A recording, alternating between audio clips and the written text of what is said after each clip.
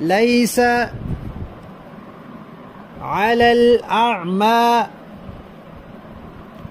حرج ولا على الأعرج حرج ولا على المريض حرج.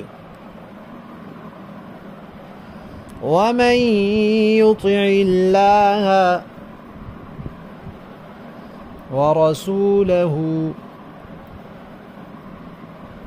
يدخله جنات تجري من تحتها الأنهار ومن يتولى